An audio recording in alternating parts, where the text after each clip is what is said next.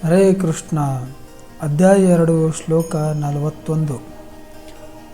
ಈ ಶ್ಲೋಕದಲ್ಲಿ ಹೇ ಕುರು ನಂದನ ಅರ್ಜುನ, ಲಕ್ಷ್ಯದ ಕಡೆ ಒಂದೇ ದಾರಿಯಲ್ಲಿ ನಿಲ್ಲುವ ನಿಸ್ಸಂದೇಹ ಸ್ಥಿರವಾದ ಬುದ್ಧಿಯೋಗದಲ್ಲಿ ಮುಖ್ಯ. ಆದರೆ ಸ್ಥಿರವಿಲ್ಲದವರ ಬುದ್ಧಿ ಬಹಳ ಶಾಖೆಗಳಿಗಾಗಿ ಚದುರುತ್ತದೆ. ಅಂತ್ಯವಿಲ್ಲದೆ ಗೊಂದಲಕ್ಕೆ ಏಕಾಗ್ರತೆ ಮುಖ್ಯ. ಕರ್ಮಯೋಗದಲ್ಲಿ ಯಶಸ್ಸಿನ ಮನಸ್ಸನ್ನು ಒಂದೇ ಗುರಿ ಕಡೆಗೆ ನೆಟ್ಟಗಿರಬೇಕು. ಅನೇಕ ದಾರಿಗಳು, ಗೊಂದಲ, ಚಂಚಲ ಮನಸ್ಸು, ಅನೇಕ ಆಕರ್ಷಣೆಗಳು, ಭಯಗಳು, ಸಂಶಯಗಳು ಸಿಲುಕುತ್ತವೆ. ಕೃಷ್ಣನ ಸಂದೇಶ: ಜೀವನದಲ್ಲಿ ನಿನ್ನ ಕರ್ತವ್ಯ ಏನು ಎನ್ನುವುದರ ಮೇಲೆ ಸ್ಪಷ್ಟನೆ ಬಂದರೆ ಗೊಂದಲ ನಶಿಸುತ್ತದೆ. ಸ್ಥಿರ ಬುದ್ಧಿ ಧೃತಿಗೆ, ನಿಯಮಕ್ಕೆ, ಆತ್ಮವಿಶ್ವಾಸಕ್ಕೆ ಬಲ. ಜೀವನ ಪಾಠ: ಒಂದೇ ಗುರಿ, ಸರಳ ದಾರಿ. ಅನೇಕ ಗುರಿಗಳು, ಗೊಂದಲ, ಏರುಪೇರು.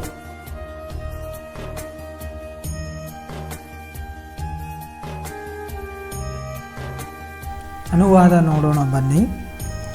ಈ ಮಾರ್ಗದಲ್ಲಿ ಇರುವವರು ದೃಢ ಸಂಕಲ್ಪ ಹೊಂದಿರುತ್ತಾರೆ ಮತ್ತು ಅವರಿಗೆ ಒಂದೇ ಗುರಿ, ಪ್ರೀತಿಯ ಕುರುವಂದನೆ. ನಿಶ್ಚಯ ಸ್ವಭಾವವಿಲ್ಲದ ಬುದ್ಧಿಗೆ ಅನೇಕ ಶಾಖೆಗಳಿರುತ್ತವೆ. ಭಾವಾರ್ಥ ನೋಡೋಣ ಬನ್ನಿ. ಕೃಷ್ಣನ ಪ್ರಜ್ಞೆಯಿಂದ ಮನುಷ್ಯನು ಬದುಕಿನ ಅತ್ಯುನ್ನತ ಪರಿಪೂರ್ಣತೆಯನ್ನು ಪಡೆಯಬಹುದೆನ್ನುವ ದೃಢ ವಿಶ್ವಾಸಕ್ಕೆ ವ್ಯವಸಾಯಾತ್ಮಿಕ ಬುದ್ಧಿ ಎಂದು ಹೆಸರು. ಚೈತನ್ಯ ಚಾರಿತಾಮೃತದಲ್ಲಿ ಮಧ್ಯ ಹೀಗೆ ಹೇಳಿದೆ: ಶ್ರದ್ಧೆ ಎಂದರೆ ಭವ್ಯವಾದ ವಿಷಯವೊಂದರಲ್ಲಿ ಅಚಲ ನಂಬಿಕೆ. ಮನುಷ್ಯನು ಶ್ರೀಕೃಷ್ಣನ ಪ್ರಜ್ಞೆಯಲ್ಲಿ ಕರ್ತವ್ಯಗಳಲ್ಲಿ ನಿರತನಿರುವಾಗ ಸಂಸಾರದ ಸಂಪ್ರದಾಯಗಳು ಮಾನವನ ಕುಲ ಅಥವಾ ರಾಷ್ಟ್ರೀಯತೆಯಂತೆ ಇಂತಹ ಐಹಿಕ ಜಗತ್ತಿನ ಕರ್ತವ್ಯಗಳಾಗಿ ಕೆಲಸ ಮಾಡಬೇಕಾಗಿಲ್ಲ. ಹಿಂದಿನ ಒಳ್ಳೆಯ ಅಥವಾ ದುಷ್ಕಾರ್ಯಗಳಿಗೆ ವ್ಯಕ್ತಿಯು ತೋರುವ ಪ್ರತಿಕ್ರಿಯೆಗಳ ಫಲವೇ ಫಲಾಪೇಕ್ಷಕಾರಿ ಕರ್ಮ. ಮನುಷ್ಯನು ಶ್ರೀಕೃಷ್ಣನ ಪ್ರಜ್ಞೆಯಲ್ಲಿ ಜಾಗೃತನಾಗಿರುವಾಗ ತನ್ನ ಕರ್ಮಗಳ ಒಳ್ಳೆಯ ಫಲಗಳಿಗಾಗಿ ಶ್ರಮಿಸಬೇಕಾಗಿಲ್ಲ. ಮನುಷ್ಯನು ಶ್ರೀಕೃಷ್ಣನ ಪ್ರಜ್ಞೆಯಲ್ಲಿ ಸ್ಥಿರನಾಗಿರುವಾಗ ಅವನ ಎಲ್ಲ ಕೆಲಸ ಕಾರ್ಯಗಳು ಒಳ್ಳೆಯ ಮತ್ತು ಕೆಟ್ಟದ್ದು ಎನ್ನುವ ದ್ವಂದ್ವಕ್ಕೆ ಒಳಗಾಗುವುದಿಲ್ಲ.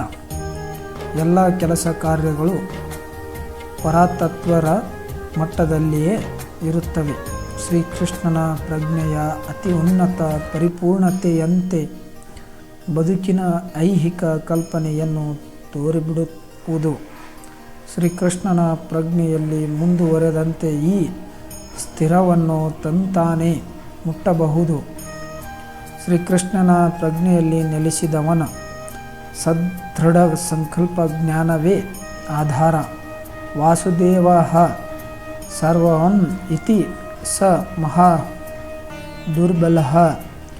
ಕೃಷ್ಣ ಪ್ರಜ್ಞೆಯ ಮನುಷ್ಯನು ಏನೆಂದರೆ ವಾಸುದೇವ ಅಥವಾ ಶ್ರೀಕೃಷ್ಣನೇ ಎಲ್ಲ ವ್ಯಕ್ತಿ ಕಾರಣಗಳಿಗೂ ತಾಯಿ ಬೇರು ಎಂದು ಸಂಪೂರ್ಣವಾಗಿ ಅರಿತಿರುವ ದುರ್ಬಲನಾದ ಒಳ್ಳೆಯ ಆತ್ಮದ ಮರದ ಬೇರಿಗೆ ನೀರೆರೆದರೆ ತಾನಾಗಿಯೇ ಎಲೆಗಳು, ಕೊಂಬೆಗಳು, ನೀರು ಲಭ್ಯವಾಗುವಂತೆ ಶ್ರೀಕೃಷ್ಣ ಪ್ರಜ್ಞೆಯಿಂದ ಕೆಲಸ ಮಾಡುವುದರಿಂದ ಮನುಷ್ಯನು ತನಗೂ, ಸಂಸಾರಕ್ಕೂ, ಸಮಾಜಕ್ಕೂ, ದೇಶಕ್ಕೂ, ಮಲಕುಲಕ್ಕೂ ಎಲ್ಲರಿಗೂ ಅತಿ ಉತ್ತಮ ಸೇವೆಯನ್ನು ಸಲ್ಲಿಸಬಹುದು.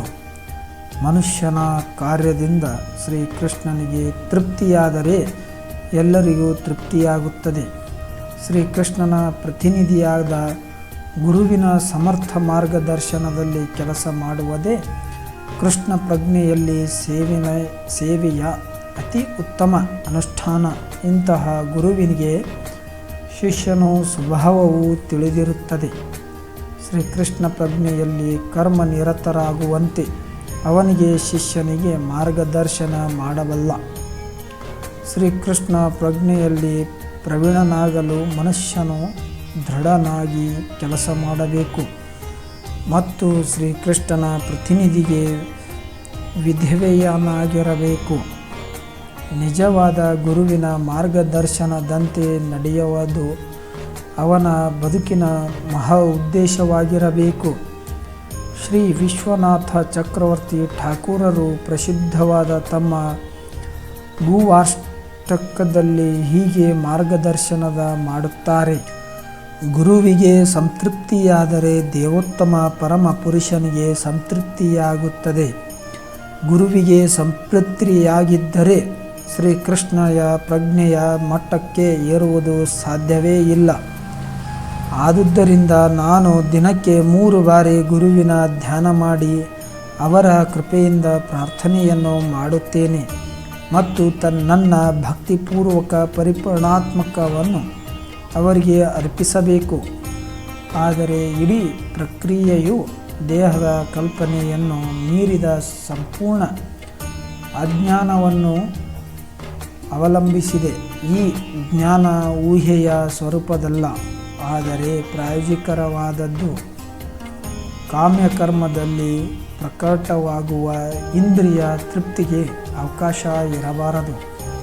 ಸ್ಥಿರವಿಲ್ಲದವನು ಹಲವು ಬಗೆಯ ಫಲಾಕಾಂಕ್ಷಿ ಕರ್ಮಗಳಿಗೆ ಭ್ರಷ್ಟನಾಗಿರುತ್ತಾನೆ.